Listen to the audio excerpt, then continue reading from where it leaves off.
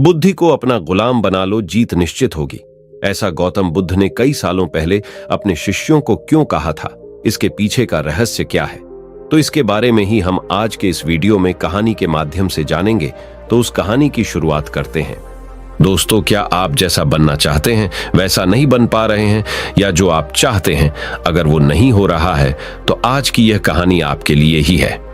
दोस्तों, इस कहानी को ध्यान से अंत तक जरूर सुनिए।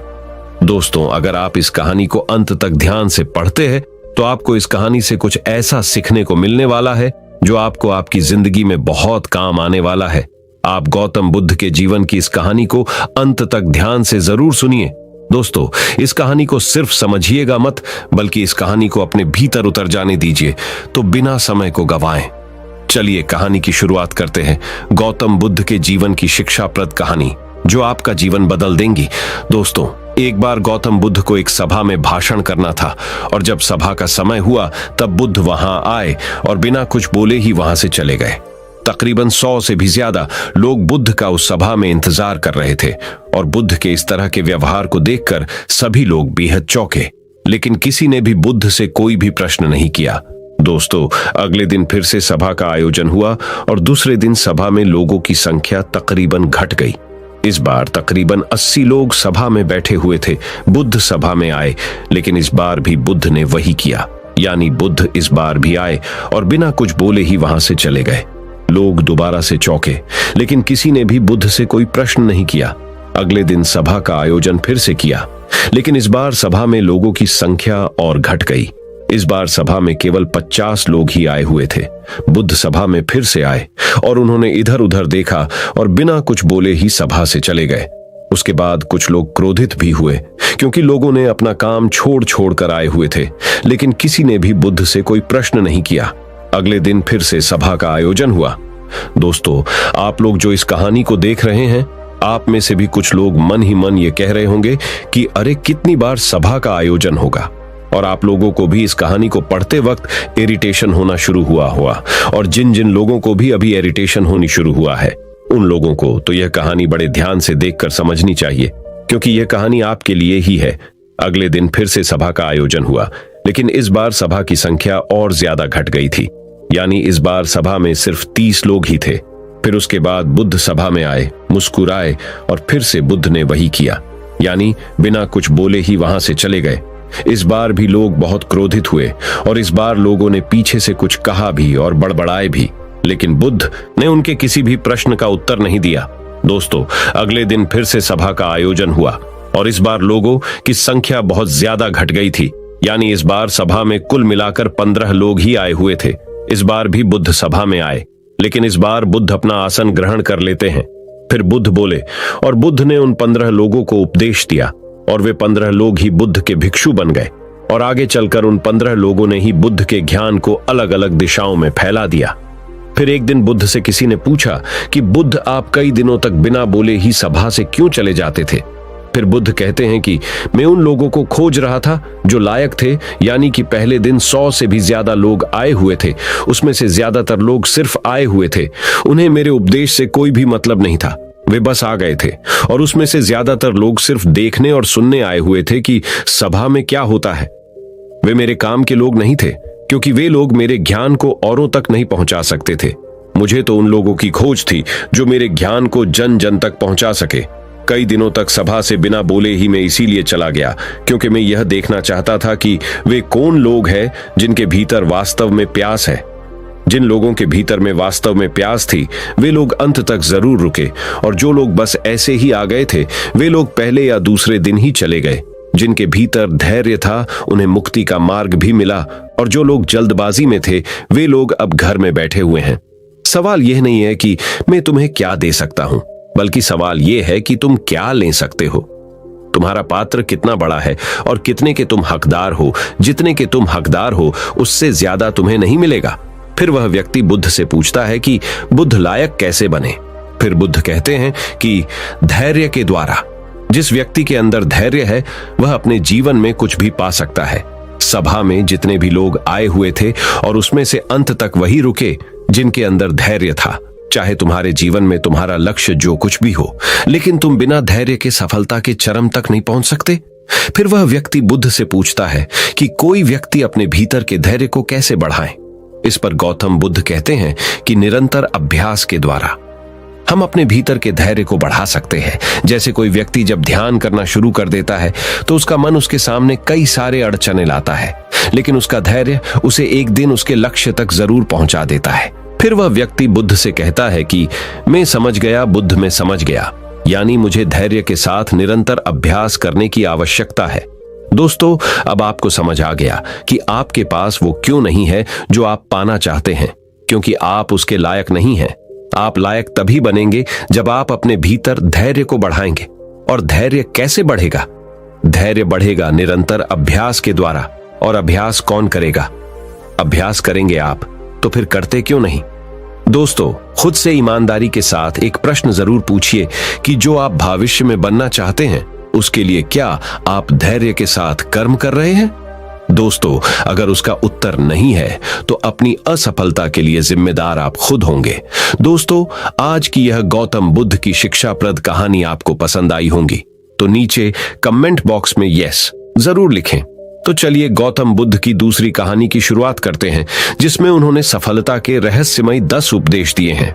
दोस्तों, अगर आप अपने लाइफ के हर एक क्षेत्र में सफलता प्राप्त करना चाहते हैं तो महात्मा बुद्ध के 10 उपदेश आपको सही रास्ते तक ले जाने में बहुत ज्यादा हेल्प करेंगे। तो दोस्तों, बिना समय को गंवाएं, चलिए जानते हैं गौतम बुद्ध के 10 उपदेश के बारे में जो आपकी जिंदगी बदल देंगे। दोस्तों, अगर आप इस वीडियो को अंत तक ध्यान से देखते हैं तो आपको सफलता दिलाने वाले महात्मा बुद्ध के 10 उपदेश जानने को मिलने वाले हैं जो आपको आपकी जिंदगी में बहुत काम आने वाले हैं। इसलिए इस वीडियो को अंत तक अवश्य देखिए। गौतम बुद्ध के 10 उपदेश जो आपका जीवन बदल देंगे। पहला उपदेश, जो मनुष्य के भीतर लगातार चलता रहता है वही उसके जीवन में घटता रहता है। दोस्तों, अगर किसी व्यक्ति के भीतर हर समय काम वासना चलती रहती है तो उसके जीवन में काम वासना ही घटित होगी। यदि किसी के भीतर हर समय धन के विचार चलते रहते हैं तो उसके जीवन में धन ही घटित होगा। और यदि किसी व्यक्ति के भीतर हर समय अपने जीवन को बदलने की इच्छा उठती रहती है तो उसका जीवन भविष्य में जरूर बदल जाएगा, जैसा उसने चाहा था। दूसरा उपदेश, निडर होकर आगे बढ़े। दोस्तों, केवल 2 गलतियां हैं जिसकी वजह से इंसान सफल नहीं हो पाता या सत्य को प्राप्त नहीं कर पाता है। पहली, शुरुआत न करना और दूसरी, सागर तय न करना। दोस्तों, ये बात उन 2 तरह के लोगों को दिखाती है जो अपने कारण से ही मंजिल तक नहीं पहुंच पाते हैं। पहले वो जो भाग्यवारी नजरिया रखते हैं और दूसरे वो जो मुश्किलों से घबराकर अपने काम को अधूरा छोड़ देते हैं। दोस्तों, अगर आपको अपनी लाइफ में आगे बढ़कर सफलता को प्राप्त करना है तो आपको इन दोनों तरह के लोगों से बहुत दूर रहना होगा और अपने आप में एक पॉजिटिव इंसान बन जाइए। आगे बढ़िए और किसी भी काम की शुरुआत कीजिए, और जिस काम की भी आप शुरुआत करो उसे आप पूरा करने की कोशिश कीजिए, फिर सफलता आपको जरूर मिल जाएगी। दोस्तों, अब जानते हैं महात्मा बुद्ध के तीसरे उपदेश के बारे में। तीसरा उपदेश, मेहनत के बिना कुछ नहीं। दोस्तों, आलसपन और कामचोरी आपको बर्बादी की ओर ले जाने वाला एक छोटा सा रास्ता है, जबकि मेहनत अच्छा और खुशहाल जीवन जीने का एकमात्र तरीका है। मूर्ख लोग बेकार हैं और बुद्धिमान लोग मेहनती हैं। अगर आपको अपनी लाइफ में आगे बढ़ना है तो आपको मेहनत करनी होगी। दोस्तों, मूर्खों की तरह बैठे बैठे कुछ भी नहीं मिलता है और सुनने से कुछ नहीं होता। अगर आपको अपनी लाइफ में आगे बढ़ना है तो आपको उस पर एक्शन लेना बहुत जरूरी पड़ता है। इसीलिए बुद्ध ने कहा है, मेहनत करो, क्योंकि मेहनत के बिना कुछ नहीं होता है। बुद्ध का चौथा उपदेश, खुश रहना है तो अच्छा सोचिए। दोस्तों, बुद्ध ने कहा है कि जैसा हम सोचते हैं ठीक वैसा ही हम बन जाते हैं। जब मन शुद्ध होता है तब प्रसन्नता हमारा ऐसा पीछा करती है जैसे कि हमारी परछाई हमारा पीछा नहीं छोड़ती है। इसीलिए इंसान को हमेशा सकारात्मक बातें सोचनी चाहिए ताकि हर कठिन से भी कठिन परिस्थिति में वो आशा की किरण ढूंढ सके और अपनी लाइफ में खुश रह सके। सोच व्यक्ति के जीवन को बना भी सकती है और बिगाड़ भी सकती है, क्योंकि दोस्तों, जैसा व्यक्ति सोचता है वैसा ही वह बनता चला जाता है। आपकी सोच का निर्माण होता है आपकी 5 इंद्रियों के द्वारा, और वो 5 इंद्रिय है आंख, कान, नाक, जीभ और त्वचा। जैसी भी जानकारी आप इन 5 इंद्रियों के द्वारा अपने अंदर लेते हैं वैसे ही आपकी सोच बन जाती है, और जैसी आपकी सोच बनती है वैसा ही आपका जीवन बन जाता है। इसीलिए अगर आप खुश रहना चाहते हो तो अच्छा सोचिए। बुद्ध का 5वां उपदेश, वर्तमान में जिए। दोस्तों, महात्मा बुद्ध ने कहा है कि अपने आज में जिए और भविष्य का सपना मत देखिए। अपने मन को हमेशा वर्तमान क्षण पर केंद्रित करें, क्योंकि यही एक रास्ता है अपने दुख और चिंताओं से मुक्ति पाने का, और यही तरीका आपको शांति की ओर ले जा सकता है। दोस्तों, ये सभी बातें हम सब पर लागू होती है, क्योंकि अक्सर हम अपनी बुरी आदतों का रोना रोते हैं या बेहतर भविष्य की कामना करते हैं, जिसके वजह से हम परेशान हो जाते हैं और उसके वजह से हम अपना आज खराब कर लेते हैं, जबकि आज ही सत्य है। दोस्तों, अगर हम अपना आज सुधार लेते हैं तो हमारा आने वाला कल अपने आप ठीक हो जाएगा, और हमें जिस चीज में खुशी चाहिए उसे हम आज ही के समय में पा लेंगे। छठा बुद्ध का उपदेश, शांति से रहना है तो शांति रहने दो। दोस्तों, बुद्ध ने कहा है कि जो आपको प्राप्त हुआ है उसकी तारीफ न करें और ना ही दूसरों से ईर्ष्या करें। जो लोग दूसरों से ईर्ष्या करते हैं वे लोग मन ही मन शांति कभी प्राप्त नहीं करते, या इसलिए खुद भी खुश रहिए और दूसरों को भी खुश रहने दें। दोस्तों, जो इंसान दूसरों से नफरत करता है वो कभी भी खुश नहीं रह सकता है और उसकी जिंदगी में कभी भी खुशी नहीं आती है। इसीलिए अगर आपको खुश रहना है तो आप दूसरों को शांति से रहने दें। बुद्ध का 7वां उपदेश, अच्छी संगत में रहे। दोस्तों, बुद्ध ने कहा है कि एक जंगली जानवर के मुकाबले एक कपटी और बुरा मित्र ज्यादा खतरनाक होता है। एक जंगली जानवर सिर्फ आपके शरीर को घाव कर सकता है, लेकिन एक बुरा मित्र आपके मन पर घाव कर सकता है। इसीलिए इंसान के सामाजिक और मानसिक विकास के लिए उसके आसपास के वातावरण पर जोर दिया जाता है। जैसी आपकी संगति होगी, ठीक वैसे आप बनते जाएंगे। जैसी संगति में हम रहेंगे वैसा हमारा व्यवहार होगा और वैसी ही हमारी जिंदगी बनेगी। इसीलिए बुद्ध ने कहा है कि हमेशा अच्छी संगत में रहे, ना कि बुरी संगत में। बुद्ध का 8वां उपदेश, अपने मन को नियंत्रित करे। दोस्तों, बुद्ध ने कहा है कि ना ही संसार बुरा है और ना ही सन्यास बुरा है। अगर कुछ बुरा है तो वो है व्यक्ति का विचलित मन, जो उसे कहीं टिकने नहीं देता है। इसीलिए हमें हर क्षण अपने मन को समझने का प्रयास करना चाहिए। दोस्तों, जो लोग अक्सर थका हुआ महसूस करते हैं उन्हें मैं बताना चाहता हूं कि आपकी थकावट का कारण यही है कि आपके मन में अनगिनत विचार चल रहे हैं, जो कि आपके शरीर की ऊर्जा को खत्म कर रहे हैं। बुद्ध का 9वां उपदेश, व्यक्ति को व्यभिचार नहीं करना चाहिए।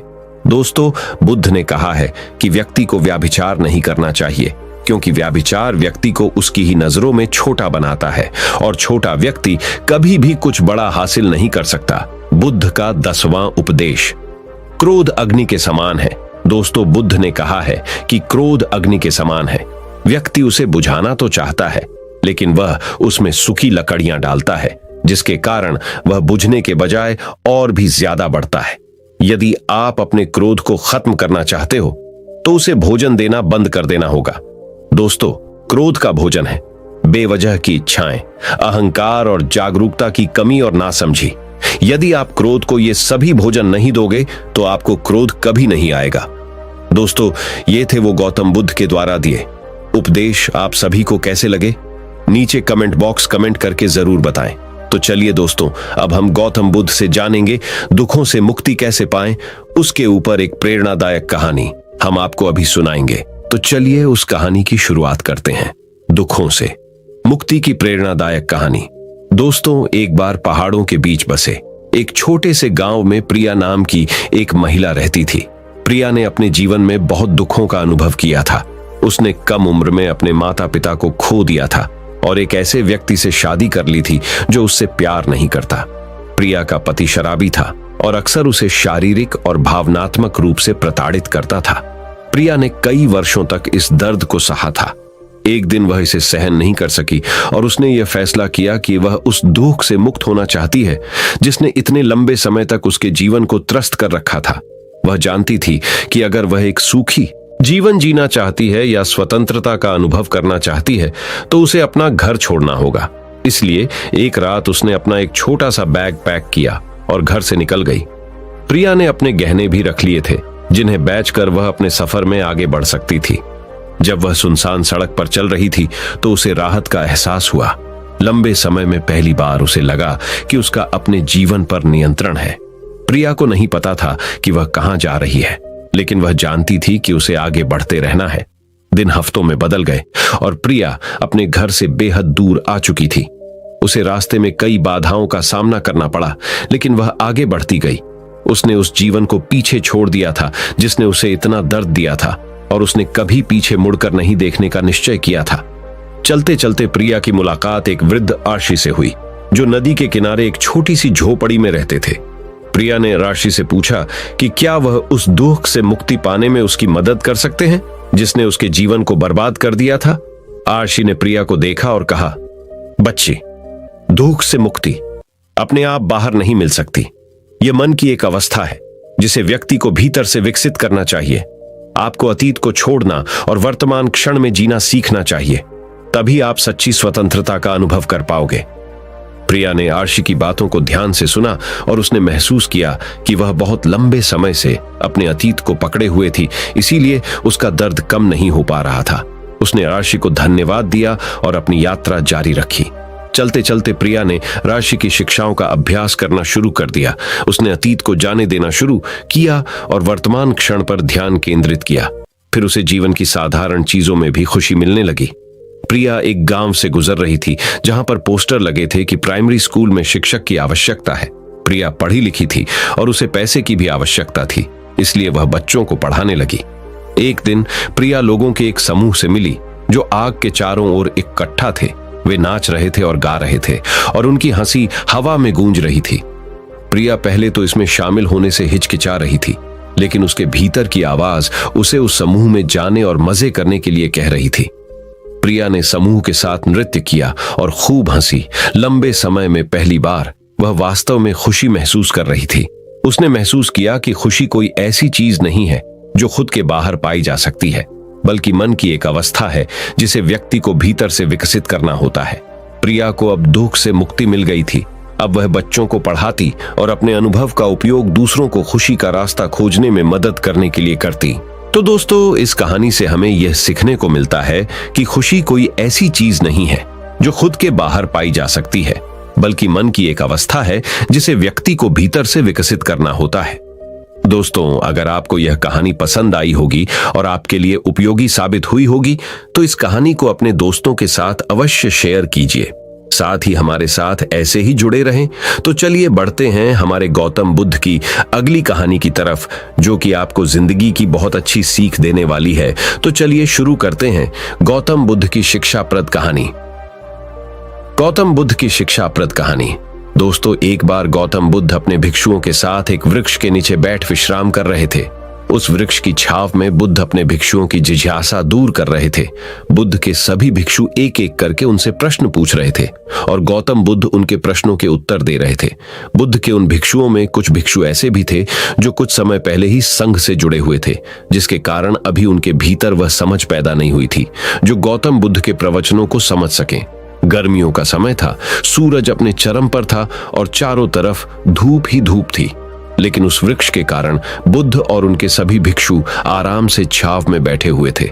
इतने में ही गौतम बुद्ध के एक भिक्षु की नजर एक बूढ़े व्यक्ति पर पड़ती है जो उस वृक्ष के पास से ही गुजर रहा था।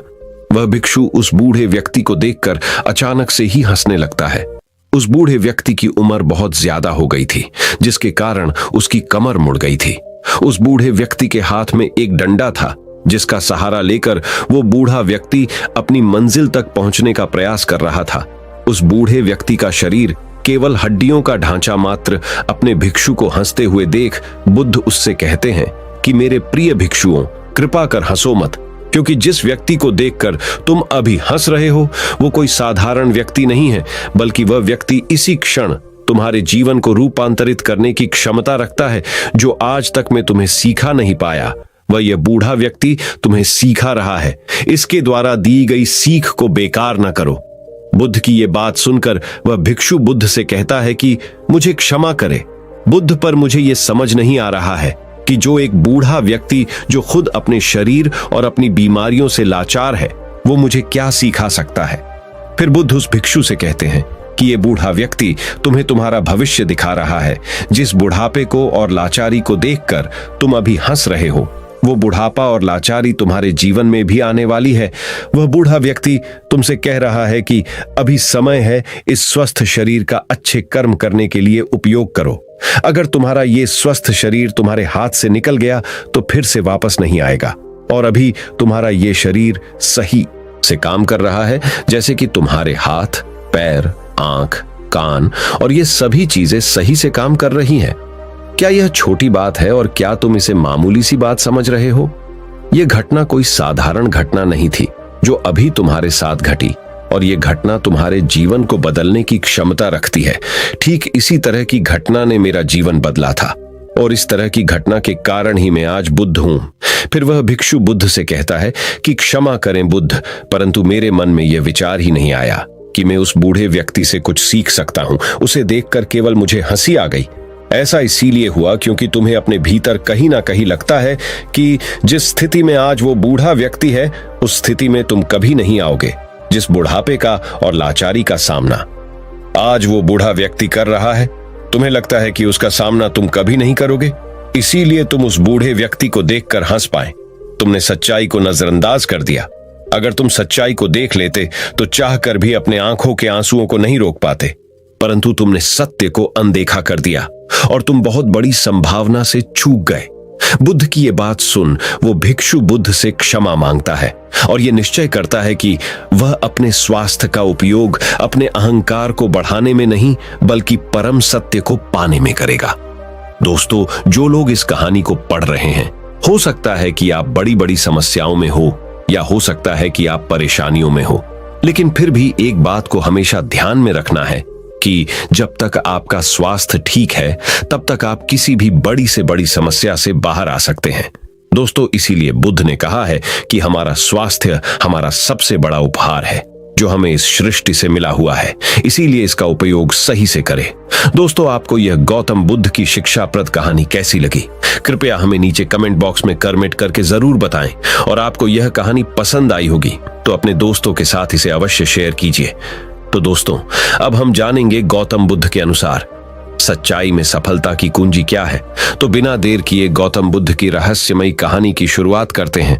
हर व्यक्ति अपने जीवन में कुछ पाना चाहता है, कुछ बनना चाहता है, लेकिन कुछ % लोग ही अपने उस सपने को पूरा कर पाते हैं जो वे हर वक्त देखते रहते हैं। इसके पीछे क्या कारण है? क्या आप जानना चाहते हैं? अगर हां, तो यह कहानी आपके लिए ही है। दोस्तों, यह कहानी गौतम बुद्ध की जीवन से ली गई है, और इस कहानी को अगर आप अंत तक देखते हैं तो आपको समझ में आ जाएगा कि सफलता की कुंजी क्या है और सफलता के लिए क्या आवश्यक है। तो चलिए कहानी की शुरुआत करते हैं। दोस्तों, एक बार गौतम बुद्ध अपने कुछ भिक्षुओं के साथ एक गांव से गुजर रहे थे, और उस गांव में पानी की व्यवस्था बिल्कुल भी नहीं थी, जिसके कारण लोगों को अपने गांव से बेहद दूर पानी लाने के लिए जाना पड़ता था। उस गांव के निकट ही बहुत बड़ा मैदान था, जिसमें बहुत सारे छोटे छोटे घड़े खुदे हुए थे। बुद्ध के सभी भिक्षुओं में से एक भिक्षु जिज्ञासावश गौतम बुद्ध से पूछता है कि इस मैदान पर जो घड़े खुदे हुए हैं, उनका क्या उपयोग है। अपने भिक्षु का प्रश्न सुनकर बुद्ध मुस्कुराते हैं और कहते हैं कि मेरे प्रिय भिक्षु, इस गांव में पानी की बड़ी समस्या है, और इसीलिए इस गांव के लोगों ने पानी की खोज में ये छोटे छोटे गड्ढे खोदे हुए हैं। सुनते ही वह बौद्ध भिक्षु दौड़कर वहां पर चला जाता है और उन गड्ढों में पानी खोजने लगता है, परंतु उस बौद्ध भिक्षु को उन गड्ढों में एक पानी की बूंद भी नहीं मिलती। उसके बाद वो गौतम बुद्ध के पास वापस आकर पूछता है कि बुद्ध, इन गड्ढों में तो पानी है ही नहीं। उसके बाद गौतम बुद्ध मुस्कुराते हैं और अपने भिक्षु से कहते हैं कि प्रिय भिक्षु, क्या तुम्हें वहां दूर लोगों की जाती भीड़ दिख रही है? इस पर बौद्ध भिक्षु कहता है कि हाँ बुद्ध, मैं देख सकता हूं। इसके बाद बुद्ध कहते हैं कि वे सभी लोग इस गांव से बहुत दूर एक नदी है, वहां पर से पानी लेने के लिए जा रहे हैं।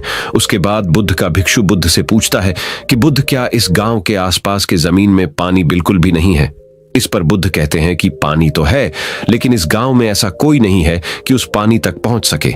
इसके बाद बौद्ध भिक्षु कहता है कि मैं कुछ समझा नहीं बुद्ध। इसके बाद गौतम बुद्ध कहते हैं कि क्या तुम इस मैदान पर खुदे हुए गड्ढे देख रहे हो? इस मैदान पर खुदे हुए ये सभी घड़े पानी की खोज में खुदे हुए हैं, लेकिन एक भी गड्ढे से पानी प्राप्त नहीं हुआ है। जानते हो क्यों? क्योंकि परिश्रम तो किया गया, लेकिन सही दिशा में नहीं किया गया है। अगर ये सब गांव वाले अलग अलग 100 गड्ढे खोदने के बजाय सिर्फ एक ही गड्ढे को 100 गड्ढों की बराबर खोदते, तो ये सब गांव वाले पानी तक अवश्य पहुंच जाते। दोस्तों, मनुष्य का मन भी इस प्रकार ही है। वह एक ही समय में 100 दिशाओं में भागता है। अगर मनुष्य अपने मन को एक ही दिशा में लगाए तो वह अपने लक्ष्य तक जरूर पहुंचेगा, परंतु बहुत ही कम लोग इस बात को समझ पाते हैं। कुल मिलाकर सफलता की कुंजी क्या है? दोस्तों, आपकी असफलता का कारण आपका मन ही है और आपके मन का 100 अलग अलग दिशाओं में भागना, और आपको इसे किसी एक दिशा में केंद्रित ना कर पाना है। जब तक आपका मन पूरी एकाग्रता के साथ किसी एक दिशा में नहीं चलेगा, तब तक आप अपनी मंजिल तक नहीं पहुंच सकते हैं और तब तक आप सफल नहीं हो सकते, चाहे आप कितना भी प्रयास क्यों न कर लें। इसीलिए कोई व्यक्ति अगर अपने लक्ष्य को हासिल करना चाहता है तो उसे अपने मन को एक ही दिशा में लगाना चाहिए, क्योंकि कठिन परिश्रम करना बेकार है यदि उसे सही दिशा में नहीं किया जाए। तो दोस्तों, आज आपने सफलता की कुंजी क्या है? कहानी के जरिए यह सीखा कि कठिन परिश्रम करना बेकार है यदि उसे सही दिशा में नहीं किया जाए। तो दोस्तों, चलिए बढ़ते हैं हमारे आखिरी कहानी की तरफ, जो कहानी है भाग्य के ऊपर, कि भाग्य का लिखा कभी नहीं मिटता। इस विषय पर हम गौतम बुद्ध की एक रहस्यमयी कहानी आपको सुनाएंगे। किसी गांव में एक बहुत ही ज्ञानी पंडित रहता था। एक दिन वह अपने बचपन के दोस्त से मिलने के लिए दूसरे गांव में जा रहा था। उसका वह दोस्त बचपन से ही गूंगा और एक पैर से अपाहिज था। उस पंडित के गांव से उसके दोस्त का घर काफी दूर था। वहां जाने के लिए बीच बीच में कई सारे छोटे छोटे गांव पड़ते थे। पंडित रास्ते में अपनी धुन में चला जा रहा था। चलते चलते उसकी मुलाकात एक व्यक्ति से होती है। वह भी पंडित के साथ चलने लगता है। उस आदमी को देखकर पंडित बहुत खुश हो जाता है। उसने सोचा, चलो अच्छा हुआ, साथ साथ चलने से उसका सफर आसानी से कट जाएगा। बात की शुरुआत करने के लिए उस पंडित ने उस व्यक्ति से उसका नाम पूछा तो उसने अपना नाम धर्मराज बताया। पंडित को यह नाम कुछ अजीब सा लगा, लेकिन उसने नाम के विषय में कुछ और पूछना उचित नहीं समझा। दोनों धीरे धीरे साथ में चल रहे थे। तभी रास्ते में एक गांव आता है। गांव का प्रवेश द्वार आते ही धर्मराज ने पंडित से कहा, तुम आगे चलो, मुझे इस गांव में एक काम है, मैं तुमसे आगे मिलता हूं। पंडित ने कहा, ठीक है। वह आगे के रास्ते पे चला जाता है। कुछ देर बाद उस गांव में खबर फैली कि एक व्यक्ति को सांड ने अपनी सींग में फंसाकर मार दिया है। जैसे ही सांड ने उस व्यक्ति को मारा, ठीक कुछ ही देर में धर्मराज पंडित के पास आ गया। फिर दोनों चलना शुरू कर देते हैं और चलते चलते एक दूसरे गांव के द्वार पर पहुंच जाते हैं। उस गांव के बाहर एक बड़ा और विशाल मंदिर बना हुआ था। वहां पर आराम करने की सुविधा काफी बढ़िया लग रही थी। पंडित के दोस्त का घर अभी वहां से बहुत दूर था और रात भी होने वाली थी। तो पंडित ने धर्मराज से कहा, रात होने वाली है, पूरे दिन चलते चलते थक भी चुके हैं और भूख भी लग रही है, तो यहाँ पर भोजन करके यहीं पर हम विश्राम कर लेते हैं, फिर सुबह के समय आराम से आगे की यात्रा जारी करेंगे। धर्मराज ने कहा, ठीक है, मुझे इस गांव में किसी को कुछ जरूरी सामान देने जाना है, तुम भोजन करके आराम करो, मैं बाद में आकर भोजन कर लूंगा। इतना कहकर वह वहां से चला जाता है। लेकिन उसके जाते ही कुछ ही देर बाद धुआं उठता हुआ दिखाई देता है और देखते ही देखते पूरे गांव में आग लग जाती है। पंडित ने हैरानी से सोचा कि यह धर्मराज जहां भी जाता है वहां कोई ना कोई अनहोनी जरूर हो जाती है, कुछ तो गड़बड़ है इस व्यक्ति में। लेकिन पंडित ने रात्रि में धर्मराज से कुछ भी पूछना उचित नहीं समझा। सुबह होते ही दोनों फिर से अपनी यात्रा शुरू कर देते हैं। कुछ देर चलने के बाद रास्ते में फिर से एक गांव आता है। धर्मराज ने फिर पंडित से कहा, आप आगे चलिए, मुझे इस गांव में अपने मित्र से मिलने जाना है, मैं अपने दोस्त से मिलने के बाद आगे रास्ते में मिलूंगा। यह कहकर धर्मराज वहां से चला गया। लेकिन पंडित इस बार आगे नहीं गया। वहीं खड़ा होकर धर्मराज को देखता रहा कि वह कहां जा रहा है और क्या करता है। तभी थोड़ी देर बाद लोगों की आवाज सुनाई देने लगी कि एक व्यक्ति को सांप ने काट लिया है और उसकी मृत्यु हो गई है। ठीक उसी समय धर्मराज फिर पंडित के पास पहुंच गया। लेकिन इस बार पंडित से रहा नहीं गया और उसने धर्मराज से पूछ ही लिया कि तुम जिस भी गांव में जाते हो वहां कोई ना कोई अनहोनी जरूर हो जाती है, क्या तुम मुझे बता सकते हो ये ऐसा क्यों हो रहा है? धर्मराज ने कहा, पंडित जी, आप तो मुझे बहुत ज्ञानी मालूम पड़े थे, इसीलिए मैं आपके साथ चलने लगा था, क्योंकि ज्ञानियों का साथ बहुत अच्छा होता है, परंतु आप अभी तक समझ नहीं पाए कि मैं कौन हूं। पंडित ने कहा, मैं समझ गया हूं, लेकिन मुझे कुछ शंका है। अगर आप ही अपना उपयुक्त परिचय दे दें तो मेरे लिए आसानी होगी। तब धर्मराज ने जवाब दिया कि मैं यमदूत हूं और यमराज की आज्ञा से उन लोगों के प्राण हरण करता हूं जिनकी उम्र पूरी हो चुकी है। हालांकि पंडित को पहले से ही इस बात की आशंका थी, फिर भी धर्मराज के मुंह से ये बातें सुनकर वह घबरा गया। लेकिन वह हिम्मत करके पूछता है कि अगर तुम सच में यमदूत हो तो मुझे बताओ, अगली मृत्यु किसकी है? धर्मराज ने जवाब दिया, अगली मृत्यु तुम्हारे उसी मित्र की है जिससे तुम मिलने जा रहे हो, और उसकी मृत्यु का कारण भी तुम ही बनोगे। ये बात सुनकर पंडित सहम गया और सोच में पड़ गया कि अगर सच में यह धर्मराज यमदूत हुआ तो उसकी बात भी सच होगी और उसके कारण मेरे बचपन के सबसे अच्छे मित्र की मृत्यु हो जाएगी। तो सबसे अच्छा तो यही होगा कि मैं अपने मित्र से मिलने ही ना जाऊं, कम से कम मैं उसकी मृत्यु का कारण तो नहीं बनूंगा। धर्मराज ने मुस्कुराते हुए कहा, तुम जो सोच रहे हो वो सब मुझे पता है, मगर तुम्हारे अपने मित्र से मिलने ना जाने से नियति नहीं बदल जाएगी।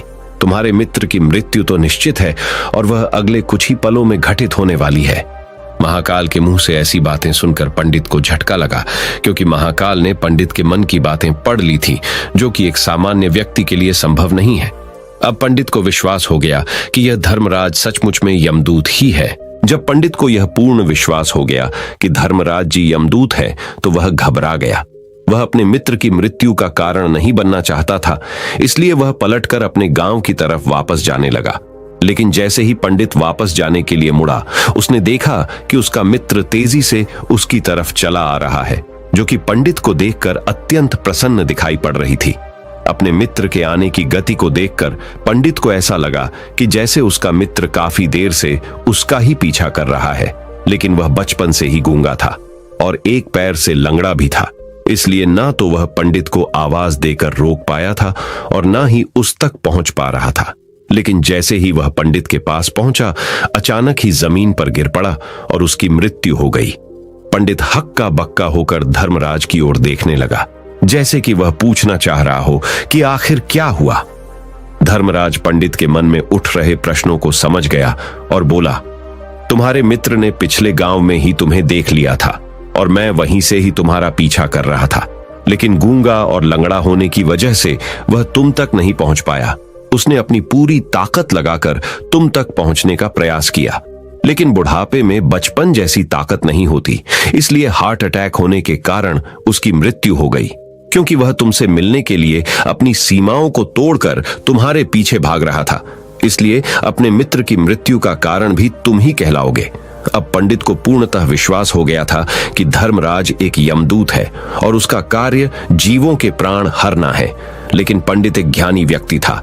वह यह भी जानता था कि मृत्यु पर किसी का वश नहीं है, सबको एक न एक दिन मरना ही है। यही सोचकर उसने अपने आप को संभाल लिया। लेकिन अचानक ही पंडित के मन में अपनी मृत्यु के बारे में जानने की इच्छा हुई, इसलिए उसने धर्मराज से पूछा कि जब मृत्यु मेरे दोस्त की होनी थी तो तुम शुरू से ही मेरे साथ क्यों चल रहे थे?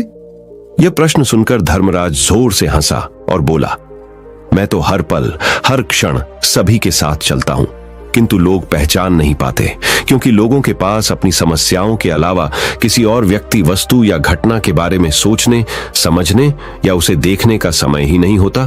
पंडित ने कहा, तो क्या तुम ये बता सकते हो कि मेरी मृत्यु कब, कहां और कैसे होगी?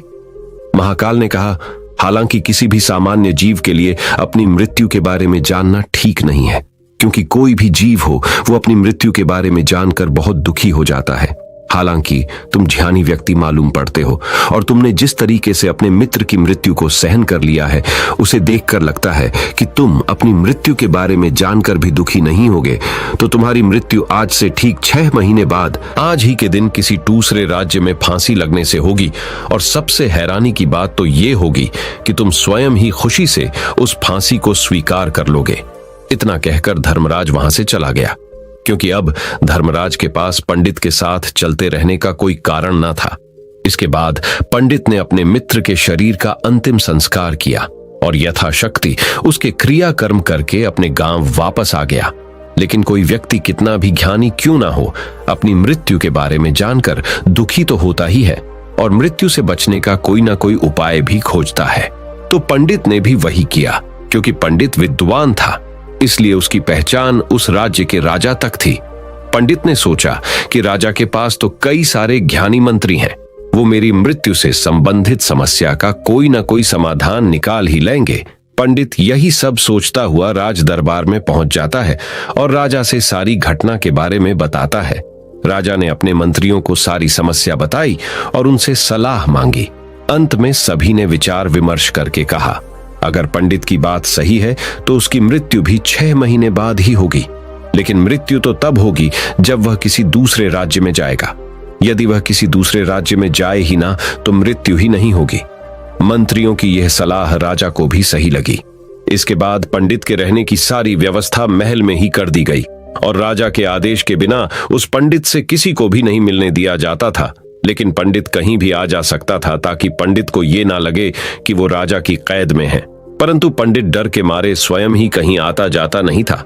धीरे धीरे महीने गुजर गए और पंडित की मृत्यु का समय नजदीक आने लगा और अंततः वह भी दिन आ गया जिस दिन पंडित की मृत्यु होनी थी। तो जिस दिन पंडित की मृत्यु होनी थी उसके एक रात पहले पंडित डर के मारे जल्दी ही सो गया ताकि जल्दी से वह रात बीत जाए और अगला दिन आ जाए ताकि मृत्यु टल सके।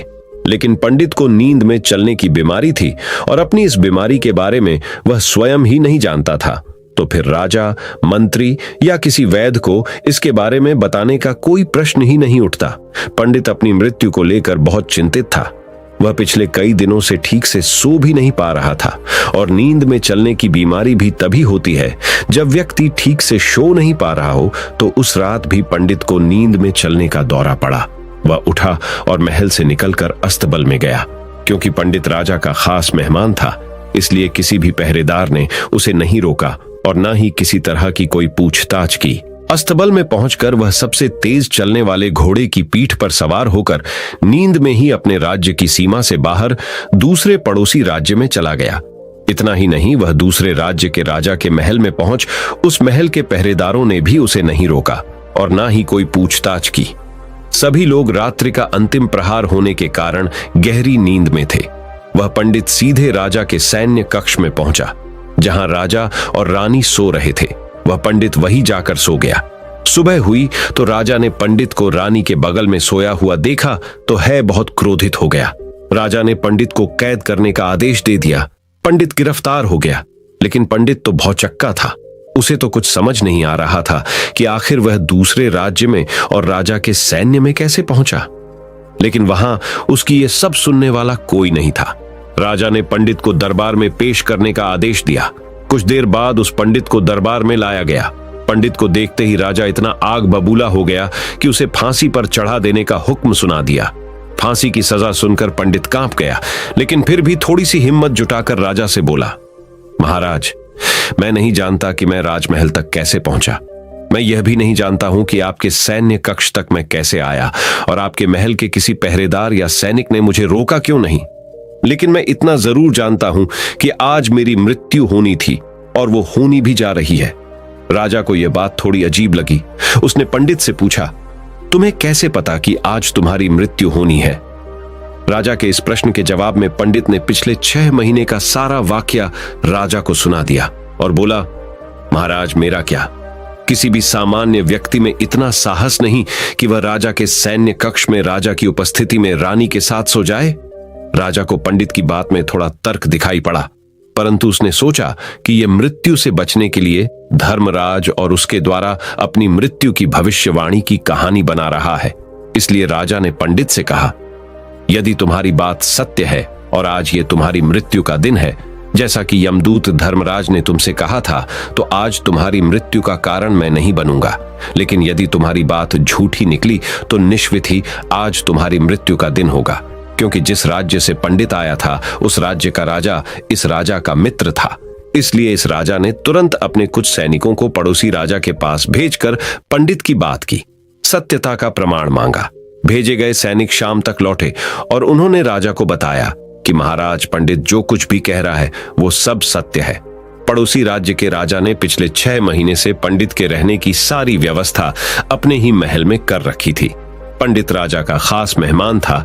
कल शाम राजा आखिरी बार पंडित से उसके कक्ष में मिले थे और उसके बाद यह इस राज्य में कैसे पहुंच गया, इसकी जानकारी किसी को भी नहीं है। इसलिए उस राज्य के राजा के अनुसार पंडित को फांसी की सजा देना ठीक नहीं है। लेकिन राजा के सामने एक नई समस्या थी, क्योंकि उसने बिना पूरी बात जाने ही पंडित को फांसी की सजा सुना दी थी। इसलिए अगर पंडित को फांसी नहीं दी जाती तो राजा के वचन का अपमान हो जाएगा। लेकिन अगर राजा की बात का मान रखा जाए तो बेवजह ही एक निर्दोष व्यक्ति की मौत हो जाएगी। राजा ने अपने सभी मंत्रियों से इस बारे में सुझाव मांगा तो मंत्रियों ने राजा को सुझाव दिया कि महाराज, पंडित को एक कच्चे सूत के धागे से फांसी लगवा दी जाए। इससे आपके कथन का भी मान रह जाएगा और कच्चे सूत के धागे से पंडित को फांसी भी नहीं लगेगी और उसके प्राण भी बच जाएंगे। राजा को मंत्रियों का यह सुझाव पसंद आया और उसने ऐसा ही करने का आदेश दे दिया। पंडित के लिए कच्चे सूत के धागे से फांसी का फंदा बनाया गया और नियम के अनुसार पंडित को फांसी पर चढ़ाया जाने लगा। सभी लोग बहुत खुश थे कि ना तो पंडित मरेगा और ना ही राजा का वचन खाली जाएगा। पंडित को भी पूर्ण विश्वास था, ये सूत के धागे से तो उसकी मृत्यु हो ही नहीं सकती, इसलिए उसी पर चढ़ने के लिए तैयार हो गया। जैसा कि धर्मराज ने भविष्यवाणी की थी कि तुम खुद ही अपनी फांसी को स्वीकार करोगे। लेकिन जैसे ही पंडित को फांसी दी गई, सूत का धागा तो टूट गया, लेकिन टूटने से पहले उसने अपना काम कर दिया था। पंडित के गले की एक नस सूत के धागे के झटके से कट चुकी थी और पंडित जमीन पर पड़ा तड़प रहा था। उसी पल उसके गले से खून की फुहार निकल रही थी और देखते ही देखते पंडित का शरीर पूरी तरह से शांत हो गया। सभी लोग आश्चर्यचकित थे और पंडित को मरता हुआ देख रहे थे। किसी को विश्वास नहीं हो रहा था कि कच्चे सूत के धागे से भी किसी इंसान की मृत्यु हो सकती है। लेकिन घटना तो घट चुकी थी। नियति ने अपना काम कर दिया था और धर्मराज की भविष्यवाणी सच हो चुकी थी। श्रीमद् भागवत गीता में भगवान श्री कृष्ण ने कहा है, जो होना होता है वो होकर ही रहता है। हम चाहे कितनी ही सावधानी बरतें, कितना ही उपाय कर लें, लेकिन घटना और घटना की पूरी प्रणाली पहले से ही तय होती है, जिसे हम थोड़ा सा भी इधर उधर नहीं कर सकते हैं। दोस्तों, शायद इसीलिए ईश्वर ने हमें भविष्य जानने की क्षमता नहीं दी है, ताकि हम अपने जीवन को ज्यादा बेहतर तरीके से जी सकें। और यही बात उस पंडित पर भी लागू होती है। अगर पंडित ने महाकाल से अपनी मृत्यु के बारे में ना पूछा होता तो 6 महीने तक राजा के महल में कैद रहकर डर डर कर जीने की बजाय ज्यादा बेहतर जीवन जीता। तो दोस्तों, उम्मीद करता हूं आपको इस कहानी से एक अच्छी सीख मिली होगी। ये कहानी आपको कैसी लगी हमें कमेंट बॉक्स में कमेंट करके जरूर बताएं और इस वीडियो को अपने दोस्तों के साथ जरूर शेयर करें ताकि उन्हें भी इस कहानी से कुछ सीखने को मिल सके। धन्यवाद। नमो बुद्धाय।